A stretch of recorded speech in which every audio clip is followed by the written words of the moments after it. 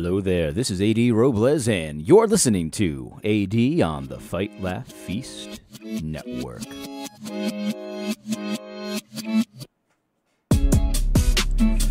All right, well, before we begin today, let me just say this. If you have not considered doing so, please consider becoming a Fight, Laugh, Feast Network club member. Use the show code ROBLES, that is R-O-B-L-E-S. Use the show code Robles, that is R-O-B-L-E-S, to let the boys know that you appreciate this content in particular. It'll help me out. I'm sure you want to help me out. That's what I'm talking about. But yeah, please consider doing that. Also, just a heads up, if you want to find another way to support my content, I just found out that I am able to order my book starting like today or tomorrow. The book is completely finished. It's all been laid out. Everything's ready. It's just ready to be printed and ordered and all of that kind of stuff. If you pre-ordered the book, you're going to get it as soon as I have it in my hands. I'm going to get some information on timeline there, but it is all prepared. And yeah, I think that's pretty much it. Oh, also, you could support me on Patreon if you decide to do that as well. I highly appreciate it. It helps us produce this content even more. I say us. That's the royal us, I guess. My family. I don't know. Anyway, it helps us produce this content more regularly and consistently and all of that kind of thing. Thank you if you already support me. Much appreciated. Don't forget to use the show code Robles on the Fight, Laugh, Feast Network as a club member. Let's jump into it today. There's a few things I wanted to mention today, and two of them are kind of some pushback that I got from my videos. Actually, one of them is not really pushback. It was just a comment, and I felt like both of them were worth responding to. And then I want to mention the parade of conservative values politicians that are supporting Bruce Jenner's ridiculous run for governor in California. Anyway, so let's jump into it today. So first off, yesterday I had made a video about inflation and hedging against inflation. And I made the case that basically it's not that complicated. You could just buy anything that you need, and it's a hedge against inflation, since the things you need are going to cost more in the future. You know, if you buy more now, you're actually going to end up making money or saving money in the future. And actually, you know, you'll probably get an outsized return over the S&P if you do that kind of thing. And somebody pushed back on me, and here is what he said. I thought this was worth responding to because I think I need to provide some clarification. Here's what Joe said. He said, if you're 500 I made a comment how I bought 500 batteries because I like to buy in bulk, that kind of thing. He said, if your 500 batteries last 10 years, they'll use 10% of their value in 1 year. If inflation is 5%, you'll only lose 5% nominal, but still 10% real value. And Joe makes a good point, because if I was buying 500 batteries as an investment, it would be a poor investment because batteries go bad. You know what I mean? Batteries expire. It's not like gold. Gold never expires. Gold never goes bad. It doesn't really corrode, you know, that kind of thing. So, you know, you can keep that gold essentially forever, and nothing really will change in it. That's why we find, you know, gold artifacts and stuff like that really haven't changed all that much in thousands of years. But anyway, but that's not what I meant. I meant I'm not buying it as an investment. I'm buying them because I use them. And I made the comment to Joe, and also my kids' toys use them, which is very true. My kids have a lot of toys that use AA batteries like they're going out of style. And so I'm not, when I say I'm hedging against inflation, it's not an investment per se. It's just knowing I'm going to use a lot of batteries in the next 5 years or a year or whatever it is. And I want to buy, you know, more than I need right at this moment, because when I go to the store tomorrow, they're going to cost more than they will today. That's what I meant. So when I say hedging against inflation by buying items you're going to use, I mean exactly that. Items that you're going to use. Food, you know, batteries, you know, cleaning supplies, you know, stuff that you use in your household. Because if you wait, if you have the opportunity to buy it now and you wait, it's just going to cost you more dollars in the future. Now, there are opportunity costs there, like maybe you might miss out on the interest that you get in the bank with your money, you know, like the penny for every $1,000 that you put in there, that kind of thing. That's an opportunity cost. Potentially, you could buy some stocks and maybe miss out on the gains of the stocks, but obviously stocks are a lot more risky, especially right now. So if you know you're going to use 500 batteries in the next few years, you could buy them now. There's very little risk there as opposed to buying a share of Tesla or something like that, which, that could go, that could be cut in half overnight pretty much, and you have no idea. I mean, the stock market's crazy right now. I'm not saying don't invest in stocks. I'm just saying be careful because people act like stocks aren't that risky. They're very risky. Anyway, so that's a clarification. Good comment, though, Joe. I think that's a very good point that I should make very clear. Now, this one was more pushback, and I want to respond to this because I think it's worth responding to. I'm not, by the way, commenter, I'm not mad at this comment. I think it's totally fair. I disagree with you 100%, so I want to talk to you about it, and I want to, kind of explain myself because I think you make a valid point of pushback. However, I don't agree, and I'm going to explain myself here. So here's what his comment said. This is about my video, Farewell Gospel Coalition, where I said that Pastor Paul Carter, by pretending that the government isn't abusing Christian pastors for meeting for church, is actually revealing himself to be an enemy of the cross. Okay? An enemy of the cross. Those are strong words. And so this guy's a little taken aback by that. Here's what he says. He says, "Love you, old AD, and the rest in the comments section. And I'm usually on your side of things, and I'm definitely on your side of the church being open and on TGC. Open and on TGC. I'm not really sure what that means, but that's okay. Anyway, he says, I gotta say, you're wrong on Paul Carter. Though I may not agree with him on everything, he's an honorable man, like many who contribute to TGC Canada. I found the Canadian site to be way more true to Gospel Coalition's roots, though there are exceptions. I think you can call a brother dead wrong on an issue without labeling him an enemy.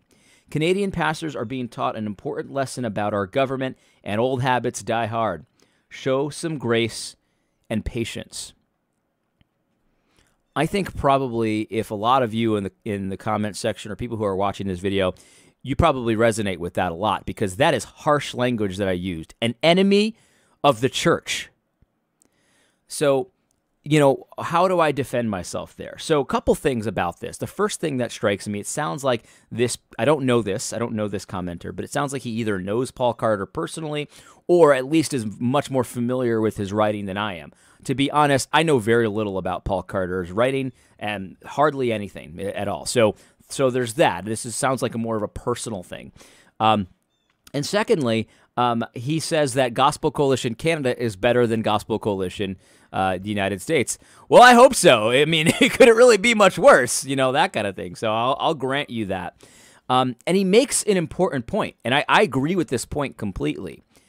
A brother can be dead wrong on something and not be an enemy of the cross.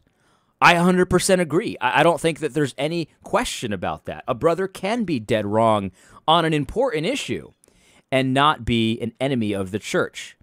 I go to a Baptist church here in New England. I go to a Baptist church, and I think that my pastor is an honorable, Christ-honoring, just a good guy. I really do. I think he is dead wrong to not give his children the sign of the covenant. I think that's dangerous. I think it's wrong. And frankly, I think it's sinful to not do that. Likewise, I would expect an honorable, Christ-honoring, biblical, trying to be faithful to the Bible pastor like he is would think the same about me, would say it's dead wrong and dangerous to baptize my children before they show signs of faith. In fact, I would argue he probably, if you asked him, would say that that's sinful, that what I did, to baptize my children in that way. Neither one of us, though, thinks that we're enemies of the church, right? We honestly disagree. I think they're dead wrong. I think it's a very serious issue, just like I think my pastor would say it's a very serious issue. However, we can understand how someone would come to the different conclusion, right? We understand that they're basing it on the scriptures. They think anyway. They're wrong about how they're interpreting it, but it doesn't require us to be at each other's throats, right? And so I completely agree with this sentiment. Someone can be dead wrong. I think my pastor, with all due respect, Jerry, you're dead wrong on baptism, and I think you know that I think that, right? But I love you, and I don't consider you an enemy. I don't consider you a danger to my children or anything like that. You know what I mean? So I agree, totally. And there are lots of things like that. Baptism is an example I typically use because so many of us disagree about baptism. But there are other things that I think likewise don't require the other person to be an enemy of the church. There's eschatology. Even to some degree, I think some of the issues with charismania and some of the issues with Arminianism and Calvinism, I get a little heat for being a little soft on Arminians, stuff like that. But I think that those things don't require someone to be an enemy of the church. They simply don't. So how does that fit into what I said about Paul Carter? You see, this is the thing. This is the problem. Like,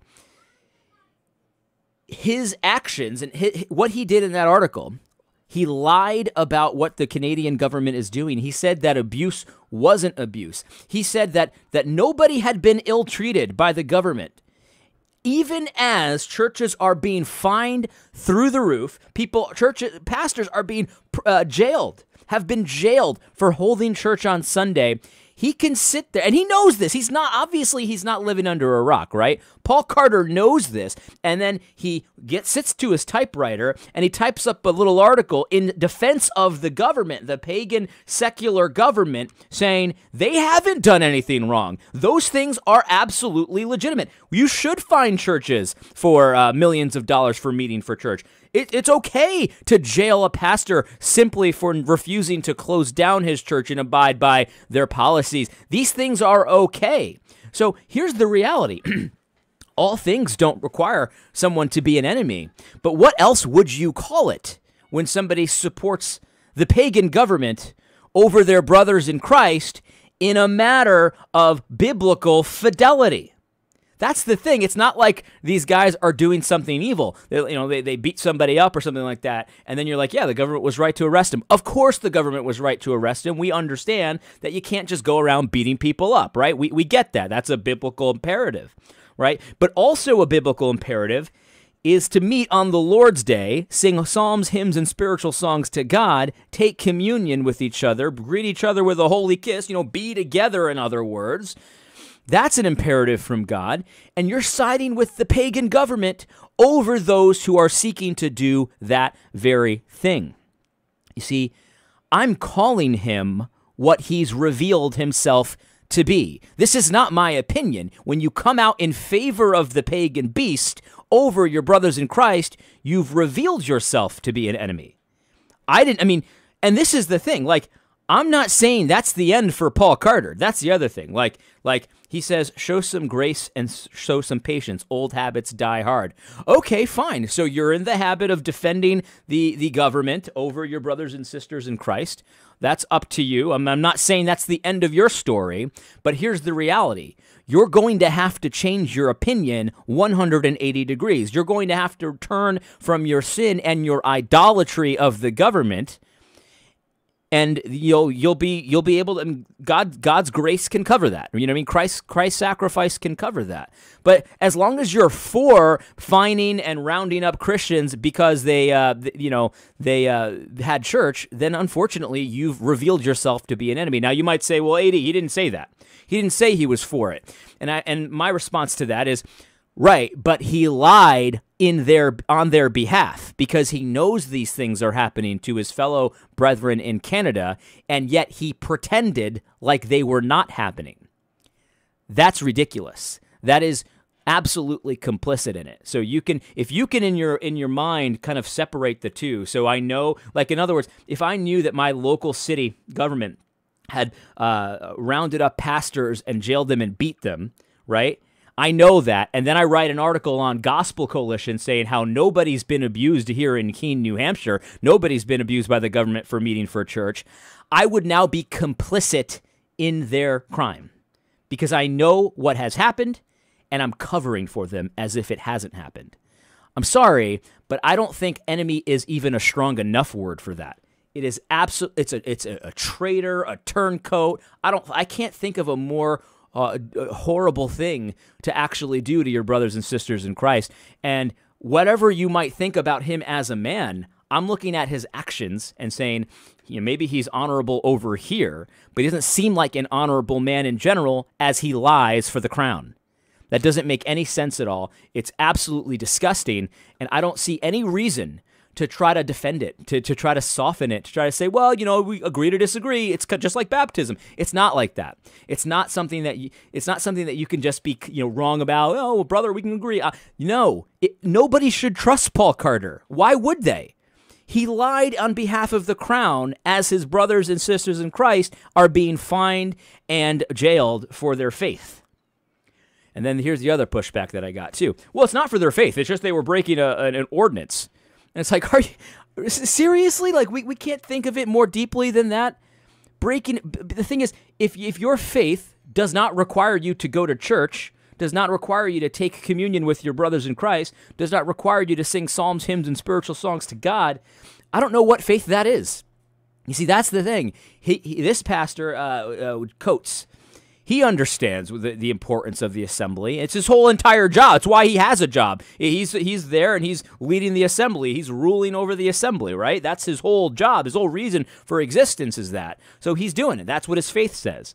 And so whatever else the pagans say, well, you can't do it, it's too dangerous. Well, you can't do it, a health violation. It doesn't matter. He's got a job to do before God. And so, yes, he is being jailed for following and obeying and acting as if he believes that Christ is in charge and not the crown. So I appreciate the pushback. These are important things to think about. Yes, of course, it's possible to disagree with someone without them being an enemy, but this does not qualify for that. It simply does not qualify for that. So, no, I don't hesitate to call him what he has revealed himself to be. It's just that simple. Now, one last thing. By the way, again, I'm not mad at you for commenting this. I think it's fair. You seem to know the guy a little bit better than I do, and so it's probably harder for you to see the juxtaposition. This is the other thing. I don't know Paul Carter at all. So to me, there's no juxtaposition here. He's in Big Eva. Big Eva's very obviously, you know, in the state cult. We all get that. So to me, it makes perfect sense that a Gospel Coalition article would be covering for the pagan state over their brothers and sisters in Christ. That's what they do. You know, very few Big Eva people have even mentioned the James Coates situation. So this is just run-of-the-mill. Obviously, it fits right in with the narrative for me. But if you know Paul Carter and you know him to be smart and he seems to be faithful in other areas, I could see this being very challenging. And I'm not saying that to insult you. People that I know, when I found out that they were woke, that was a very big challenge for me. It's like, but they know how to read the Bible, right? But then there's people that I didn't know that were woke that, you know, didn't really affect me at all because I didn't know them. I mean, they're just woke. So I get it. I understand the reason to want to defend him. I don't share the desire. I have no problem calling him what he's revealed himself to be. So I get that. I get that. Thank you for your comment. Here's the other thing, guys. This one, I've been seeing this. Every Republican and their mother is coming out in support of Bruce Jenner, who goes by Caitlyn now. His run for governor, and I find that it's so hilarious. I mean, this is how worthless most GOP, you know, conservatives are at these. But they're even using his fake pronouns, you know, and stuff like that. And you know, to be honest, like, I don't want anything to do with this kind of conservatism. This is worthless. There's no conserving going on. You can't buy into someone's ridiculous, insane fantasies and be like, oh yeah, totally, I do agree with their policies. You know what I mean? And it's just absolutely ridiculous. So I'm glad that this is happening because it's revealing what's already the case. The Republican Party is essentially worthless, and so I'm glad to see that it's becoming patently obvious to many people how worthless it is. And so I look forward to the Big Eva think pieces about how we have to support Caitlyn Jenner. We have to support her, you know, candidacy. It's very important to empower and, you know, all that kind of stuff. I can't wait to see some of that stuff. It's going to be hilarious to tear that apart. We're going to have a good laugh, and it's going to be great. Now, as far as, you know, in reality, it is clearly judgment from God, which is a very solemn, serious matter. But man, like, you know, on the one hand, it's very upsetting. On the other hand, it's going to be hilarious to tear this up. So I don't really know how to feel, but it's just so crazy to see. It's so crazy to see. Obviously, you can't vote for Bruce Jenner for governor. That's insane. Obviously, that's not an option for a Christian. Anyway, I hope you found this video helpful. God bless.